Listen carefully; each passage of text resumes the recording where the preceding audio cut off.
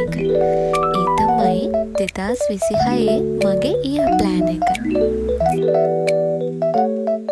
හැම පාරම වගේ මේ පාරත් මගේ ඉයර් ප්ලෑන් එක ලස්සනටම හදලා දුන්නේ ISP craft page එකේ අක්කා. එයාට මට ඕන ඩිසයින් එක කිව්වට පස්සේ එයා හරිම ලස්සනට නීට් එකට මගේ ඉයර් ප්ලෑන් එක හදලා දුන්නා. මේ පාර මගේ ඉයර් ප්ලෑන් එකටම තමා මගේ ජර්නලින් ටිකත් එකතු කළේ. ඒ වගේම කවර් පේජ් එකට මම තෝරගත්තේ මගේ විෂන් බෝඩ් එක.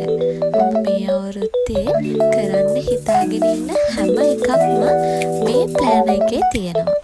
මගේ විෂන් බෝඩ් එකේ තියෙන හැම එකක්ම මම හැම මාසෙකටම ඇඩ් කරන්න කියලා කිව්වා.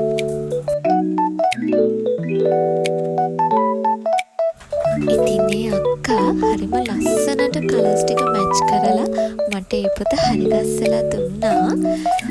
දම්පාට තමා මම මේ පාර තෝරගත්තේ මගේ ඉයර් ප්ලෑන් එකට. විෂන් බෝඩ් එකත් සම්පූර්ණයෙන්ම දම්පාටින් වුණ නිසා මම ප්ලෑන් එකත් ඒ පාටින්ම තමයි කස්ටමයිස් කරගත්තේ.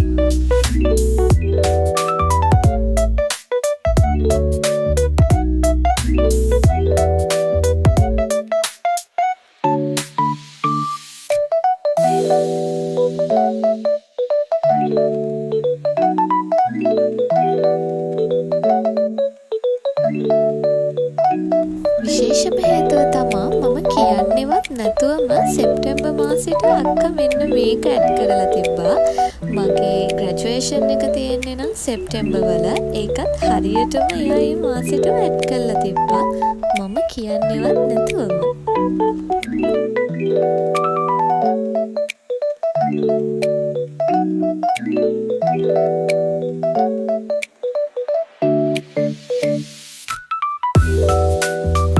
විශ්ව මාතාවනි, අද දවස වගේම ඉස්සරහට එන හැම දවසක්ම හැම මොහොතක්ම මගේ අම්මව, මල්ලිව, මං ආදරය කරන අයියව සතුටින් නිරෝගීව තියන්න.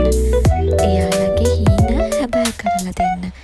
ඒ වගේම මගේ යාළුවෝ ලෝකේ ඉන්න හැම කෙනෙක්ම හැම සතෙක් සිව්පාවක්ම නිරෝගීව තියන්න.